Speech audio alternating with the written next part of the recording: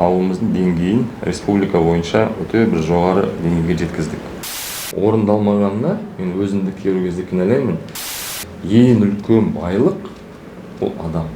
Балам, істі бастасаң, елге жақсылық істесең, ел өзі көтеріп алады. Если бы знать с рождения, какая у тебя будет судьба, я бы, наверное, в жизни все изменил тогда.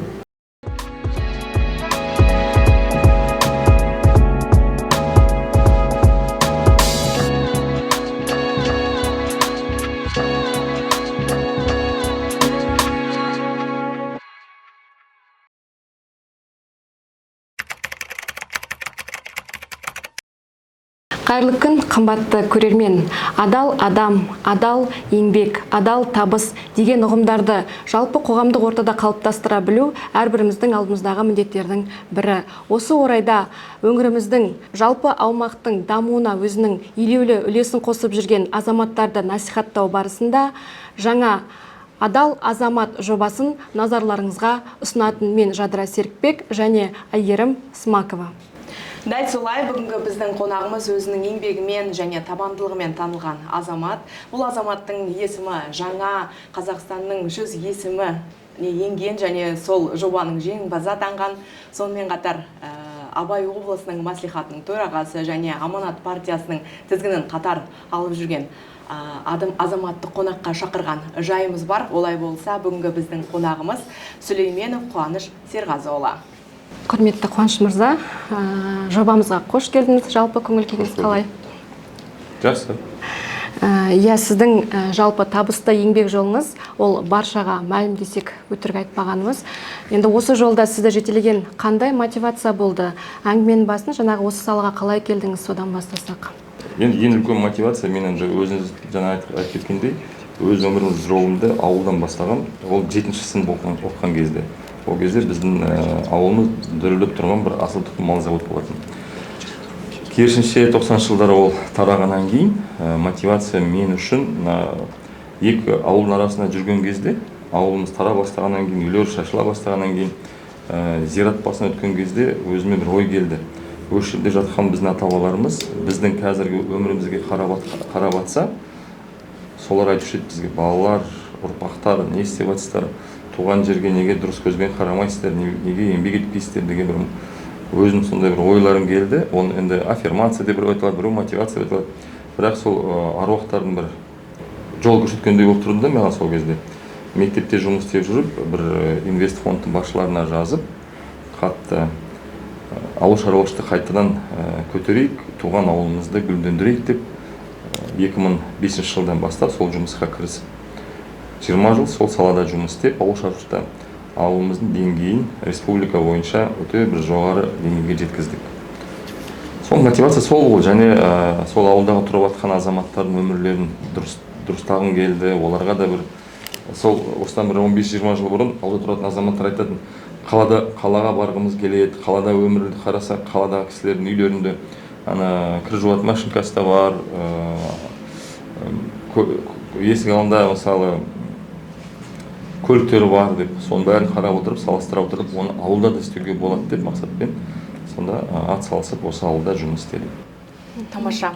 Қуаныш Серғазыұлы қандай да бір іс бастамасы үшін, жаңа айтып отырсыз ғой, кімге де болса қолдау қажет. Сіз осы өзіңіздің еңбек жолыңызда сізге қолдау көрсеткен адамдар болды ма? Иә, ең бастысы менімен мектепте бірге істеген әріптестерім және біздің ауылдағы әкім болып істеген азаматша. Біз осы мен білім саласынан, ол азаматтар бірге жүргеннен кейін осы ауыл саласына барамыз деген кезде, ол екі мүлдем бөлек сала ғой, білім саласы және ауыл шаруашылық саласы. Ең қолдау жасаған әріптестерім білім саласындағы және отбасым. Әке мен шешем, ол кісілер қандай қиыншылық уақыт болса да, қандай қиыншылық заман болса да, әрқашанда әкем айтатын: балам, істі бастасаң, елге жақсылық істесең, ел өзі көтеріп алады. Сондықтан бірге бол, елмен бірге жұмыс жаса. Және отбасылық, енді жолдасым, өмірлік, негізі бүгін сол кісінің жолдасым бүгін туған күні, 50-ге толып жатыр. Ол енді біз 19 жасымызда семья құрғанбыз, 20 жасымызда.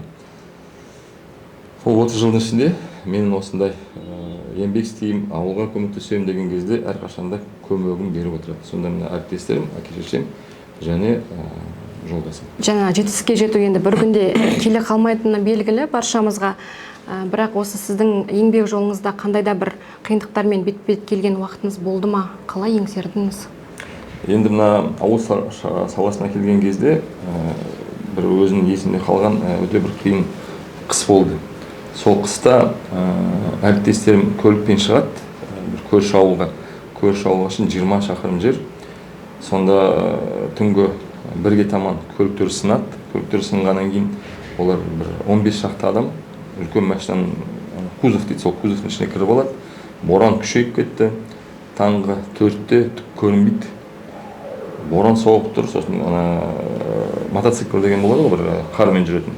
Соны аламда қасыма бір әріптесім бірге шығады. Сосын тұрмыз, қап-қараңғы дала, не істейміз? Бір жағынан өзімізді де ойлап тұрмыз, үйде бала-шаға бар дегендей. Екіншіден түк көрінбейтін боран. Ең бастысы далада қалып қалған азаматтарымыз бар ғой. Соған отырдық та 15 шақырымды түнде түк көрінбейтін жерде кеттік. Сонда қарап отырсам, бір жағынан балалықты қазір ойлап отырсам, дәл сол кезде бізге сол адамдарды құтқару болып тұр ғой мәселесі. Не болса да сол жерге жету керек. Сосын артынан ойлап отырсам, неге мен солай істедім, неге ештеңеге қарамай отырып түнде бардым, жеттім. Бізге бала кезімізде 3-ші класс оқып жүрген кезде, енді бастауыш мектепте Богаченко Мария Максимовна деген ұстаз болатын, сол кісі бізге айтатын, өлеңмен оқытатын тәрбиені. Өлеңмен оқытқанда бір өлең оқытатын. Если не я, то кто же, если не я деген өлеңді балам миымызға салып кеткен ғой жүрегімізге. Сол кісінің өлең арқасында деп ойлаймын өзім, сол ештеңеге қарамай адамдарды құтқару үшін түнде кетіп қалдық. Бірақ аман-есен сол жерге жеттік, 4 сағаттың ішінде адамдарды құтқардық, үйге үшін жеткіздік. Келесі күні түске шейін бәрін аман-есен жеткізіп алдық. Сөзіңізде тыңдасам, ауылдың белсендісі болған сияқтысыз ғой. Кейбір азаматтар болады ғой.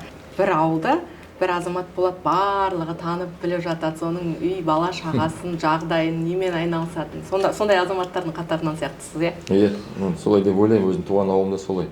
Осы жолы бір себеппен ауылға барған, бір кісінің үйіне бір жағдай болып қалып, балалар өмірден өтіп, көңіл айтам деп, көңіл айттым. Сол үйдің шаңыраққа қарайтын апайымыз маған айтады, біз хат жазамыз дейді. Кімге хат жазасыз деймін, апай? Біз әкімге хат жазамыз. Не үшін жазасыз деймін? Сізді қайтарсын ауылға. Ауылда сіз кеткелі біраз қиыншылық болып жүр, анау болмай жүр, свет дұрыс жанбай жүр. Қайтыңыз туған ауылға, біз сізді қол жайып күтеміз дейді. Соған апамның бетінен сүйдім де, рахмет деп айтты. Әбден сіздің қамқорлығыңызға үйреніп қалған сияқты ғой, иә? Мүмкін солай шығар. Сіз жеке кәсіпкерлікпен айналысқаныңызды білеміз, иә? Осы бизнестен мемлекеттік қызметке ауысуыңызға не түрткі болды? Мемлекет қызметкердің табысы кәсіпкерліктен көп болған ма? Жоқ, мен табысқа қараған жоқпын, ең бастысы. Ол мен үшін маңызды емес, неге десеңіз, мен өзім үшін бір философия істеп алдым. Адам әр нәрсеге тойымды болу керек. Мысалы, бүгін дастарханда қара нан бар ма, соған тойымды болу керек. Ертең нанмен бірге майым бар ма, соған да жеткілікті болу керек. Әр нәрсеге тәубе деп жүру керек. Екіншіден, мына мемлекеттік қызметке келген себебім, жаңа облыс құрылды. Абай облысы деп атын берді біздің президент. Маған осы ұсынысты берген кезде мен көп ойландым. Неге десеңіздер, бұл жаңа облыс, бұл орысша айтқанда огромный вызов. Ол енді сол болды бір жағынан. Екіншіден мен ойладым, ауыл шаруашылық көтердік, өзіміздің ауылымызға жақсылық істедік. Енді мына 25 жыл бойы облыс болмаған семейімізге де, мына қасымыздағы ауылдарға да көмек жасап, қолымыздан келгенше ат салысып жұмыс жасау керек. Сосын осы ұсыныс келген кезде мен ойландым да, бір әскери адам ретінде құт болады дедім де осы жұмысқа кірісіп кеттім. Өкінбейсіз? Бір-екі рет болды өкінгенім. Неге десеңіз, мемлекеттік қызметте бизнестердей, мысалы кафеге бару. Енді осы таңғалатын бір нәрсем бар. Мысалы билікте жүрген адам да, ол да адам.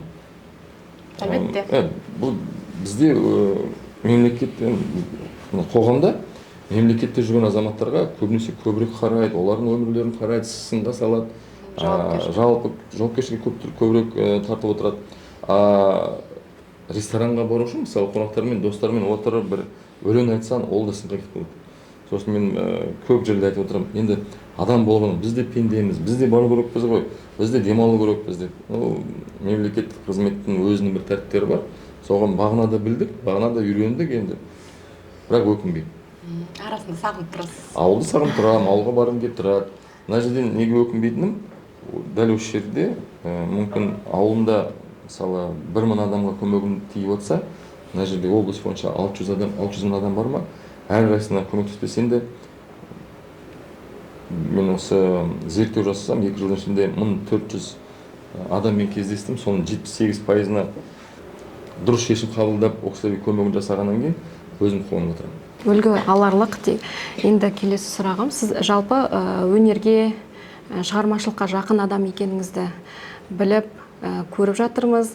Бірқатар кітаптарыңызда жарық көрген. Осы жол туралы айтып өтсеңіз, енді біреу білмес, біреу білер, біз енді оқып, көріп, біліп жүрміз. Негізі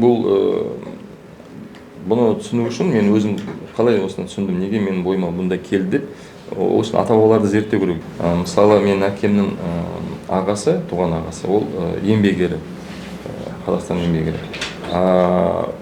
Келесі ағасы ол Қазақстан халық артисі. Соның бәрін зерттеп отырсам, сол кісілердің бойындағы білімді ақырындап менің бойыма да сіңген секілді. Және мамам марқұм өлең жазатын.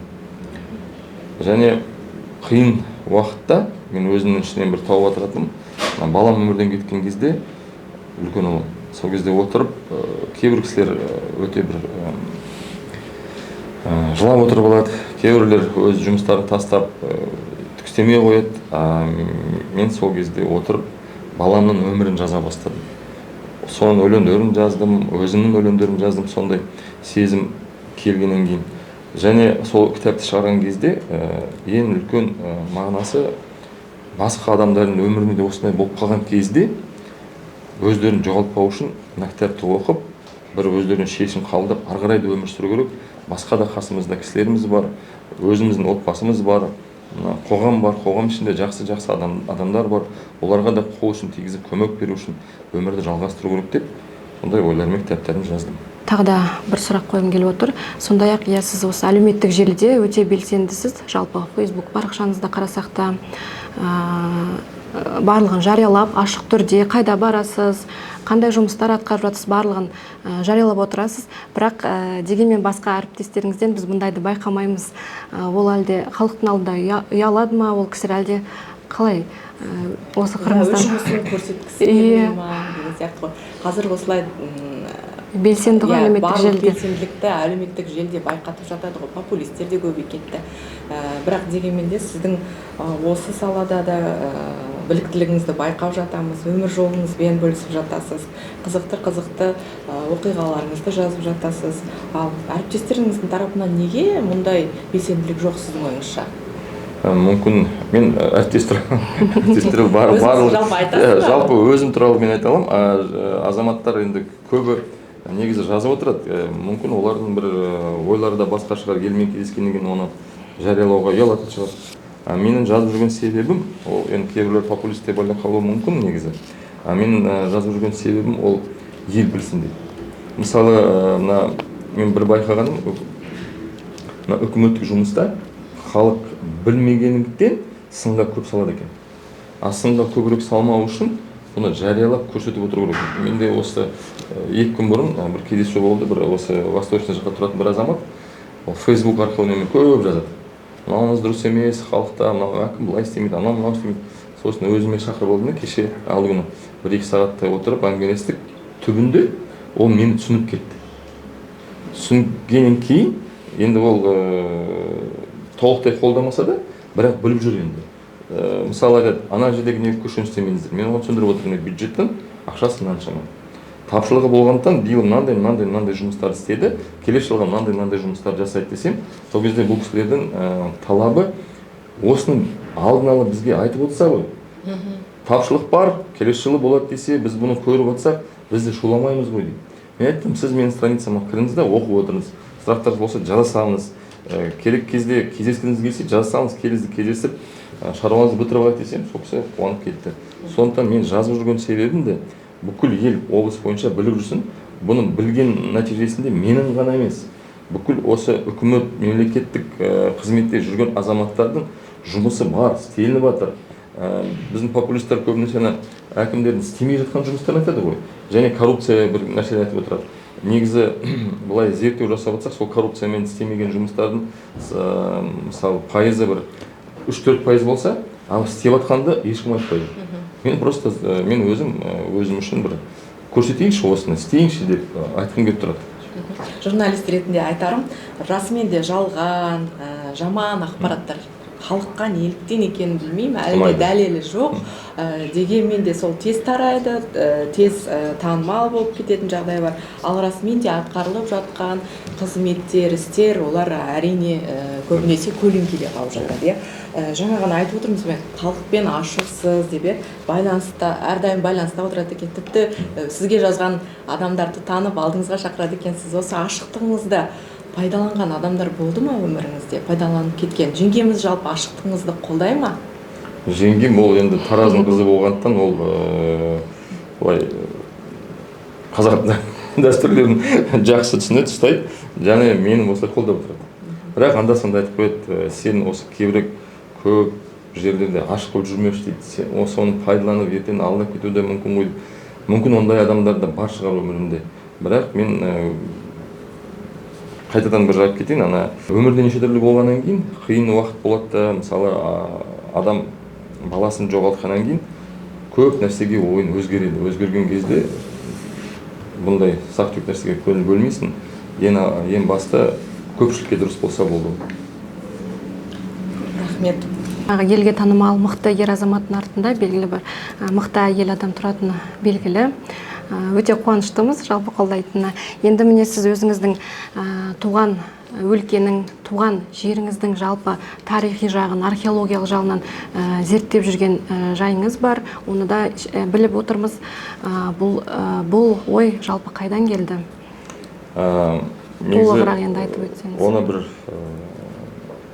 өз жерімізде жұмыс істеген кезде бір жер қазамыз, жер байлығын шығарамыз деген бір азаматтармен кездесіп, олар зерттеу жұмыстарын бастайды, біз оларға рұқсат бермей 9 рет соттастық олармен. Соттасқан себебіміз сол жерде сақ дәуіріндегі қорғандар көп бар екен. Сол сақ дәуіріндегі қорғандарды зерттесек, басында мен көп оған көңіл бөлмейтінмін.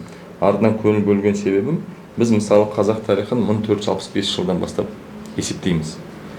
Мен шет елдеріне барып қарап келсем, мысалы Англия мемлекеті 9 ғасырдан өз тарихын жүргізіп отыр. Біздің ата-бабаларымыз қазір мысалы Қазақстан бойынша зерттеп жатса, 6-шы осыдан біздің дәуірге 5000 жыл бұрын біздің қазақ жерімізде мемлекеттер пайда болған. Мысалы Қимақ мемлекеті, Сақ мемлекеттері, Ғұн мемлекеттері, бұлардың барлығы біздің ата-бабаларымыз. Бұны зерттеп білу ол біздің мойындағы бір парыз деп санаймын. Неге десеңіздер, қазіргі біздің арамызда жүрген жас балалар, жас буындағы азаматтар өз тарихтарын білу керек. Ата-бабалар қандай болған екенін білмесе, ертең бұл елдің болашағында болмайды. Сондықтан осы жұмысқа көбірек атсалысамын. Сізді тыңдап отырған сайын расымен де 8 қырлы, 1 сырлы азамат екендігіңізге көзім жеткен сияқты. Себебі жаңа айтып жатырмын, мемлекеттік қызметті де алып жүреді екенсіз, археологияға да епті екенсіз. Сонымен қатар өзіңіздің жаңағы ауылдастарыңызға да қамқор екеніңізді білемін. Менің білуімше өзіңіздің қол астыңыздағы қызметкерлерге сіз бағалы сондай сыйлықтар жасап жатасыз, көлік сыйлап жатқаныңызды білемін, тіпті баспана салып беріп жатасыз. Осындай бағалы сыйлық берудің астарында не жатыр? Сіз білсеңіз, мемлекет тарапынан бір үлкен бағдарлама болды. Ол шет елден біздің ауыл шаруашылығын дамыту үшін, мысалы малдар да келді, техника, тракторлар да келді. Мен сол кезден бастап бір ойым келді. Қаншама біз шет елден, басқа жақтан, мысалы тракторлар келіп жатсақ та, малдар келіп жатсақ та, ең үлкен байлық бұл адам, адами капитал. Бұл адами капиталды мен Жапония мемлекетінде оқыған кезде байқағаным, олар еш нәрсеге адам ілесе, адамға еш нәрсені аямайды екен. Соның бәрін көріп алып, өзіміздің жерімізге келген, өз ауылында әр бірге істеп жүрген азаматтарға, мысалы баспанасын беріп, жақсы нәтиже көрсеткен жігіттерге ақшадан бөлек көлігін алып беріп, ол дегеніміз мотивация ғой оларға. Жас жігіттер мысалы келіп біздің ұжымымызда, сол ауылда жұмыс істеген кезде, ұжымда жұмыс істеген кезде көлігін алып жатса, ол жас азамат үшін қандай үлкен бір жетістік. Ата-анасы қуанады, қасындағы маңайда жүрген азаматтар, жастар да ойланады, біз де осы секілді болғымыз келеді, сонда біздің ауылымыз дамиды. Ауылымызды дамыту, ол әр, мысалы біздің Абай облысы, ол ауыл шаруашылық облыс. Қазіргі таңда 40% біздің жерлестеріміз ауылда тұрады. Ауылды көтерсек, ол деген ауыл Қазақстан болашағы. Және біз қазір жер жүзіндегі тенденцияны қарап отырсақ, көп жерлерде адамдар осы ауыл саласына кетіп баратыр. Неге кетіп баратыр? Бір кездерде Авиценна айтқан екен, мы есть то, что мы едим деп. Таза өнім болса, Жапония мемлекетінде мысалы таза өнім. Таза өнім арқасында Жапония мемлекетінің азаматтар 100-ден асқандар 17% асып кетті. Біздің елімізде қазір 78-ге шейін жетті средний продовольственный мировой. Оны ары қарай жоғарылату үшін бізге ауылды көтеріп, ауылдың жердегі азаматтардың өмірлерін дұрыстатып, таза өнім алып, бүкіл Қазақстанға, сол өнім, ол таза өнім ауылдағы, ол дәрінің орнына алып, дәрі де ішпейді адам сосын. Сондықтан ауылдың өмірлерін көтеру керек, және сол жерде тұрған азаматтардың өмірлерін көтеру керек. Сол кісілер жақсы өмір сүрсе, олар ешқай жерге көшпейді, ауылдарын көтереді, өсе береді. Керемет бастама сияқты, расымен де ауыл тұрғындарын тұрақтандыру үшін қолға алынған өте бір ерекше жай екен. Жадыра ханым, екеуміз жұмысымызды тастап ауылға көшсек те болатын сияқты, сиыр саууды ертеңнен бастап үйренейік. Расымен де үй беріп, көлік беріп жатса тамаша ғой. Сіз жастарға расымен де үлгі болатын азамат екенсіз. Оларға өзіңіз сияқты, өңіріміздің дамуына үлес қосқысы келетін балаларға қандай кеңес айтар едіңіз? Неден бастау керек? Осы бір жұма бұрын бір жас бала маған Фейсбуктан жазды. Сізбен кездескім келеді, сіз қай уақытта мені қабылдай аласыз деп. Сосын жаздым, мына референдум бітеді, Алла бұйырса пандемия күні кел дедім, келді. Сосын айтам, қандай сұрақ сенде бауырым? Ол маған айтады, мен дейді сіз секілді депутат болғым келеді, елмен жұмыс істегім келеді. Басшылыққа мен таксимен жүрдім, содан шаршадым. Сіздер секілді офиста отырып бір бастық болғым келеді дегенге мен оларға қарадым да айттым, ең басты сол жерде тоқтадым да айттым, Абайдың сөзін оқып ал дедім. Бүгін міне осы жерде оқып берсем де болады, басқа жастарға да бір үлгі болсын деп. Бай дәулетті өмір сүргің келсе, ең әуелі ғылым ізде. Өзін таба алмасам, балан тапсын. Ғылымсыз ақыретте жоқ, дүниеде жоқ. Білімді болсан, алар асуын биік болады, ешқашан мақтанба. Бір тиктоктер жүр ғой. Кітап оқыған адам жарқырап кеткен. Сосын қараңғы жерге келген кезде, түк болмаған жерге, сол білім жолын ашып береді. Сондықтан жастарға айтарым, білімге көбірек жүгіру керек. Екіншіден, қай еңбек болса да еңбектен бастап болу керек. Бір Маршактың ба бір өлеңі бар. Любая профессия в почете деген. Осыдан бір 20 жыл бұрын бір кішкентай қыздың, 14 жастағы қыз бала, орыс қыз бала, былай хат жазыпты. Бір өлең жазыпты. Если вы есть, будьте первыми. Первыми, где бы вы ни были. Из книг настоящими книгами. Лучше второго художника, первый маляр деп жазған ғой. Сонда бұл баланың жазғаны өз саланды. Мысалы, малярсың ба, слесарьсың ба, сварщиксың ба, малшысың ба, қойшысың ба, жоқшысың ба, сол өз саланда ең мықты болуға тырыс. Ең мықты болсаң, өз жұмысын нәтижелі істеп жатсаң, жаңа президентіміз айтпақшы, еңбек адамдарға үкімет көңіл бөледі. Сондықтан еңбектен қашпау керек. Расымен де жұмыс ақ-қара деп бөлінбейді. Жұмыс не нәтиже бар, не нәтижесі жоқ деп бөлінеді. Қолдаймыз. Енді осы саламен қатар жаңағы жалпы қарапайым азамат ретінде танып жатырмыз, ауыл шаруашылығын дамыту ретінде де. Енді жалпы қазіргі жұмысымызға оралсақ та, қазіргі жағдай, қазіргі таңдағы мәслихат жұмысы қалай? Қандай жоспарларыңыз бар алда? Ең үлкен біз бір істеп жатқан жобамыз, ол біздің Семей атом полигон бойынша. біз комиссия құрып, сол комиссия нәтижесінде өзінің ұсыныстарын дайындады. Сол ұсыныстарды біз қазір зерттеу жасап тексеріп жатырмыз. Зерттеу мен тексеру біткеннен кейін оны үкіметке апарып жеткізіп, осы біздің елімізге қандай үкіметтен көмек болады және қандай 92 жылғы заңның өзгерістері ме және жаңа заң қабылдана ма, осы бойынша жұмысты бастап кеттік. Енді нағыз депутаттық корпус деп жаңа көп депутаттар неге әлеуметтік жерге шықпайды деген кезде айтайын дегенім, бұл депутаттарымыз белсенді.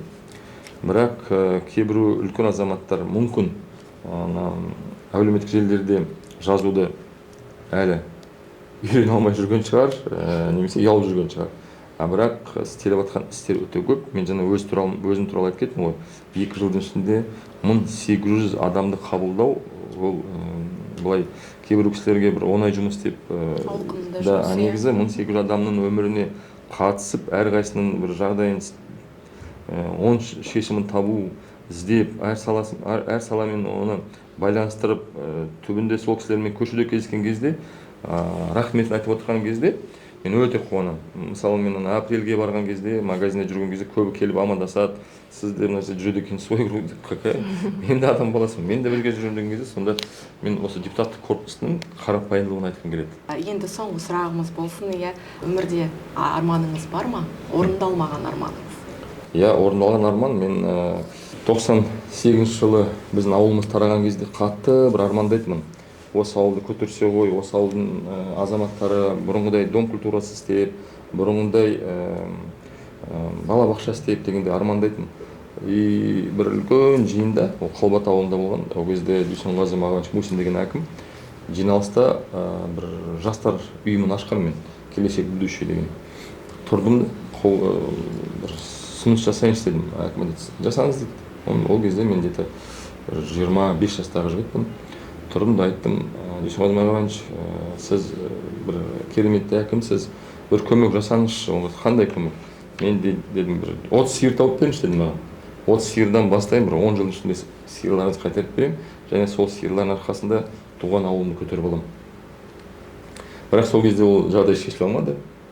Енді ол кісілерде үкімет жұмыста жүргеннен ондай шешім қабылдай алмайды ғой. Но сол арманыма 2006 жылы 10 жылдан кейін жеттім. Бір инвестор тауып, инвестор фонд арқылы. Сол инвесторлармен жұмыс жасап, нәтижесінде 2006 жылдан бастап 2022 жылға шейін 18 жылдың ішінде түк болмаған жерден үлкен асыл тұқым мал зауытты ашып, республика бойынша 3-ші деңгейге жеткіздік оны. Облыс бойынша, ол Шығыс Қазақстан облысы бойынша ол кезде болған 1-ші орында болды мал санымен ақбас сиырдың.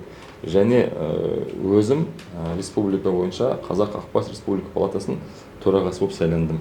Төрағасы сайлаған кезде біз мерч жасап, мерчтің арқасында қазақ бренд жасадық. Қазақ бренд ол Қазақ ақбас республикалық палатасының әлі күнше бүгінгі күні сол республикалық палатада 1100 әріптестеріміз бар жұмыс жасап жатқан, және республика бойынша 14 000 осы салада істеп жүрген фермер бар. Ол үлкен бір ұжым қазіргі таңда. Мен осы бір орындалған арман деп қуанамын. Енді орындалмаған арман, мен әрқашанда ойлайтын, балалар аман болсын, солардың қызықтарына тоймай жүре берсек пе деп. Енді адам өмір сүргеннен кейін әрқашанда ол армандайды ғой. Жас кезінде балалы болды, біраз уақыт өткеннен кейін немере сүйгісі келеді, шөбере сүйгісі. Сол бір жүрегімде қалқан арманым, ол үлкен ұлым. Оның жетістігі, оның өзінің бір алдына қойған жоспарлары орындалмағанына мен өзімді кейбір кезде кінәлаймын. Кінәлаған себебім де өте бір қатал әке болған мен балаға. Қатал болған кезде ол жақсы болсын, үлкен бір жетістікке жетсін деп ойлайтын ғой. Қазір өкінетім, бала кезінен сол баланың өмірі сондай болатынын білгенде, негізі басқаша өмір сүруші едім. Ол үшін де бір өлең жазған. Если бы знать с рождения, какая у тебя будет судьба, я бы, наверное, в жизни все изменил тогда. Сол арман орындалмады, сол баланың жетістігі. Ол енді ойлаймын, екінші ұлымнан дүниеге келген немерелердің ішінде бір немере дүниеге келер. Мен Жапония мемлекетінде достарым келген кезде баламның 40-ына Жапония мемлекетінің достарым келді. Олардың да салттарында бізде бір көңіл айтқан кезде жылап кіреміз ғой. Оларда да бір сондай бір салттар бар, но олар салттарында өлең айтады. Өлең айтып өздері жылап отырады. Соны жылап болғаннан кейін маған іште болған бір Джунсан деген досым, сол кісі маған орыс тілінде былай айтты. Қуаныш-сан, біз Жапония мемлекетінде екі дінді артынан жүреміз. Біреуі Будда, екіншісі синтоизм деді. Синтоизмға сүйенсек дейді, ол сендердің тәңірге бағынға ұқсайды дейді екеуі. Соған сүйенсек дейді, реинкарнация деген болады дейді. Реинкарнация арқасында өмірге немеренің немесе шөбереншінен осы өткен адамның жаны келеді дейді. Жаны келген кезде сен соны қарап отырасың да, нақты соны көресің дейді. Мен енді ана орындалған арманды ойлап отырамын. Мүмкін бұл реинкарнация шынымен де болып қала ма деп. Енді біздің ислам дінімізде бұндай жоқ. Ислам дінімізде бұндай үгіт насихат та істеуге болмайды дейді.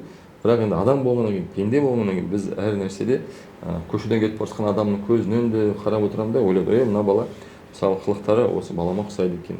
Мына баланың мысалы жүрісі ұқсайды екен деп. Ол енді өмір бойы ішімізде өтетін бір орындалмаған арман. Иә, расымен де әкем оны жанға жетерліктей қиын жағдай бастан өткерген екенсіз дегенмен де қазақ айтады ғой, артындағы саман болсын деп. Расымен де жаңағы достарыңыз айтқан сөзбен келсем, қайта өмірге біздің адам өмірден қатты өзінің бағалы адамын жоғалтқан кезде соған сене бастайды. Не бар? Қандай жақсылыққа сенуге болады, соған сенуге. Сондықтан сол жақсылыққа сенуден шаршамаңыз. Расымен де артынан немерелеріңіз, шөберелеріңіз көп болсын. Енді өкінетін нәрсе жоқ. Расымен де қазақты солай тәрбиелейді ғой. Аясаң, аяма дейді. Барлығын сөйтіп өскенбіз. Мен өзім перзент ретінде ата-анама ризамын. Солай аямағанына. Сондықтан ұлыңыз қасыңызда болса, мен ойлаймын, ол да сізге алғыс айтар еді бұл үшін. Көп рахмет, осындай өзіңізге жаныңызды ашып, бізге жүрегіңіздегі мұңмен бөлісіп отырғаныңыз мен үшін өте бағалы. Рахмет сіздерге. Иә, Қуаныш Серғазыұлы, бүгін алтындай уақытыңызды бізге бөліп, сүбелі әңгіме жүргізіп, бар сырыңызды айтып, ашық әңгімелескеніңіз үшін алғыс білдіремін. Расымен де өткендегі естелігіңізбен, бүгінгі атқарып жатқан істеріңізбен және болашаққа құрып отырған жоспарыңыз туралы өте мазмұнды әңгіме айттық деген ойдамыз. Уақытыңыз тығыз екенін білемін. Бүгін жеңгеміздің туған күні екен деп айтып жатырсыз. Жеңгемізге рахмет, туған күніңіз құтты болсын, жасыңыз ұзақ болсын, бір жастықта қартайыңыздар деген тілекпен осы нотада бүгінгі жобамызды тәмамдаймыз. Келесі кездескенше аман сау болыңыздар.